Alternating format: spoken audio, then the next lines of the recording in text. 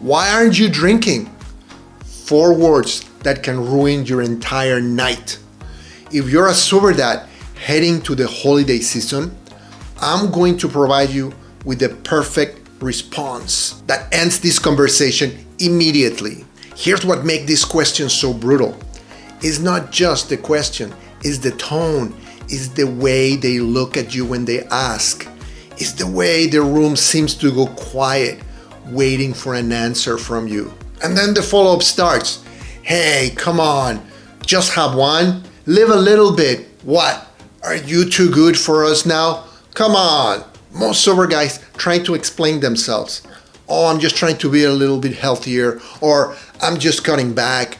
But this just invites more questions, more pressure, more judgment. What you need is a response that is confident enough so people don't push back on it, but polite enough so it doesn't create drama. So I will share with you the response that I've used at hundreds of events in the past 5 years and why it works every time.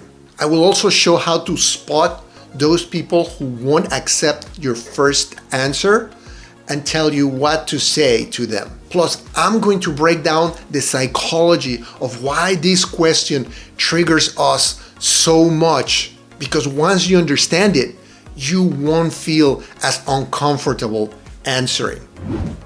Hi, I'm Alex, the sober dad.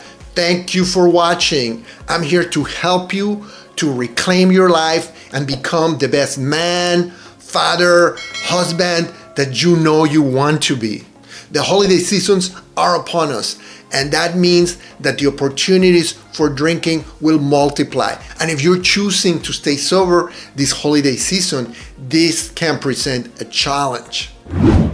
So, what is the best response when you show up at an event, at work, or with your family, and somebody asks you, why are you not drinking? Here's the response. I don't drink. 3 words. That's it. Simple. Now, I know what you're saying. It's too simple. They're gonna ask why. As a matter of fact, most people won't, because it's not what you say, but it's how you say it. When you say, I don't drink, with calm confidence, without being defensive, unapologetically, most people just accept it. It's a statement of fact. I don't eat shellfish. I don't like skiing. There's nothing to argue about. The key is immediate redirect. As soon as you say, I don't drink, you say, but I love a Coke. Is there any coffee? That gives them something to do instead of something to question. Compare that to, oh, I'm just cutting back, or I have to work tomorrow. Those answers invite questioning and negotiation. But I don't drink, final, done, moving on.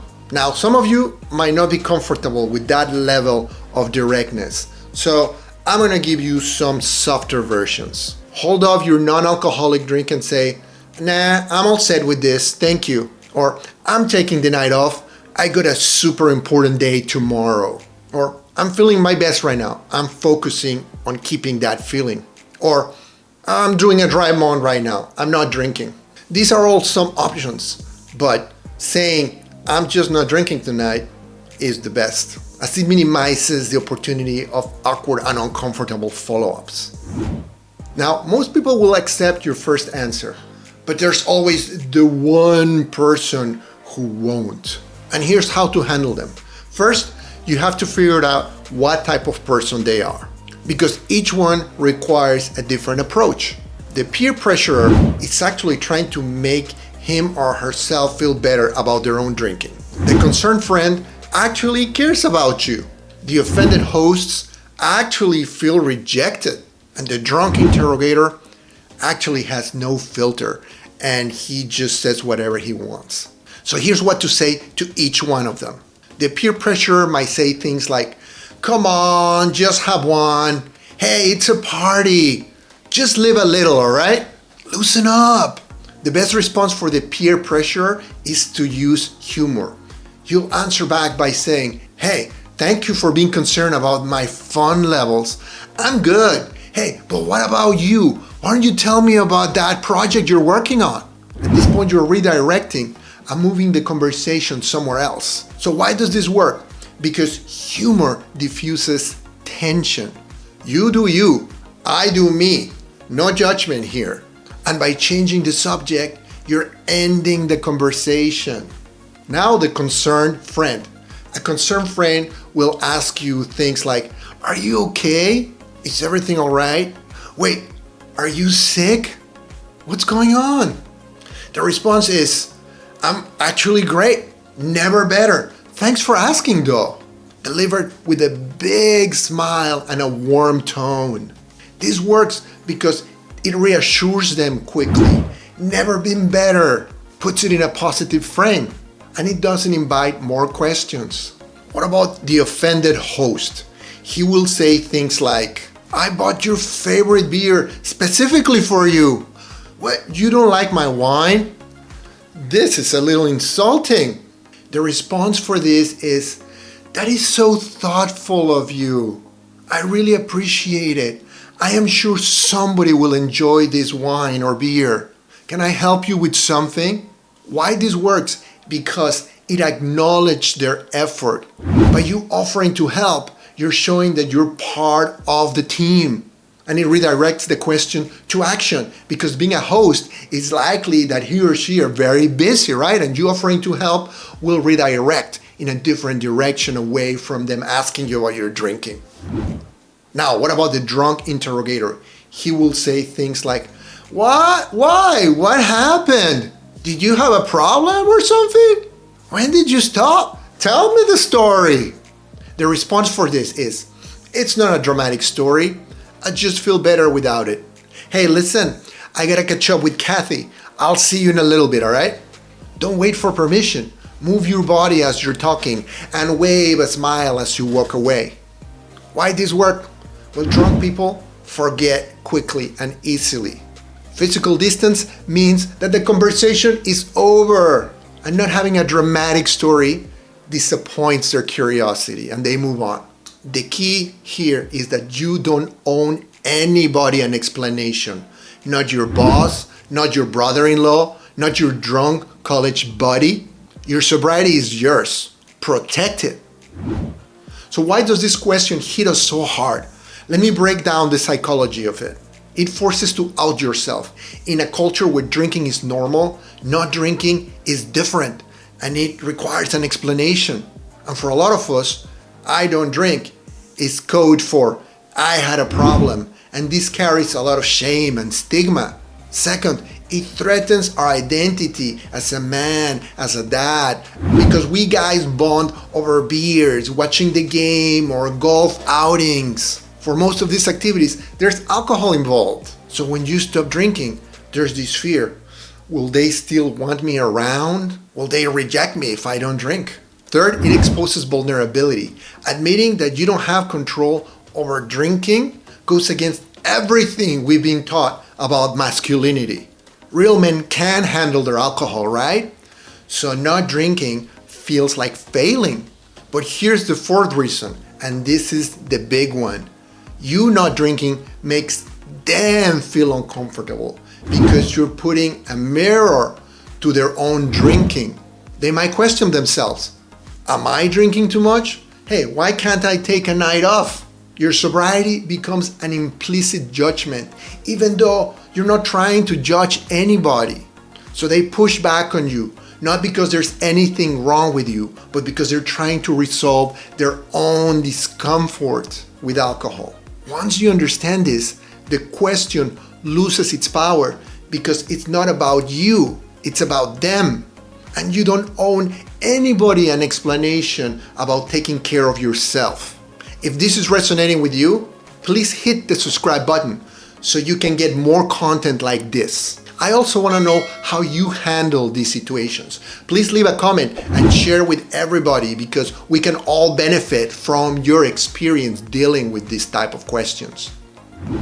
So now I will provide you with some practical tips that you can deploy in your social outings to try to diffuse and minimize any awkward situations around not drinking. Tip number 1, have a drink in your hand. It reduces the number of times you're asked if you want to drink. It makes you have something to hold on and makes you look taken care of. Tip number 2, arrive with your own non-alcoholic options. Don't rely on the host to have good choices for you. Bring some fancy sparkling water, perhaps a non-alcoholic beer, on some other fancy drink or coffee, something that you can share and consume yourself. Tip number 3, pre-plan your response. Practice in the mirror. Know your script. Confidence comes from preparation. Tip number 4, tell a close friend ahead of time if he can run interference in case somebody asks you about drinking. It may reduce surprises and questions at the event, and you have somebody to help you diffuse the awkwardness of having to do this by yourself. And tip number 5, give yourself permission to leave early. You show up, and when things start getting hairy, you just get out of there. Your health and your sobriety are more important than your social obligations. The first few times you practice this, it might feel awkward, but then it becomes normal. And remember, the best answer you can give is the most honest answer. And that is, I'm not drinking tonight, or I don't want to drink. And if people push back, use some of the answers that I gave you earlier.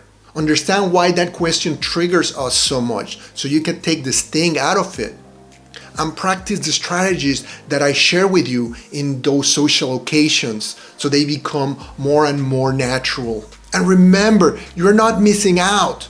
You're choosing something better. You're choosing health. You're choosing to be a better version of yourself, one that does not need alcohol to have a good time. The version of yourself that can have a clear mind, presence of mind, to connect authentically with people without the need of a crutch, without needing to justify yourself. Your sobriety is worth protecting, and you don't need to justify yourself to anyone.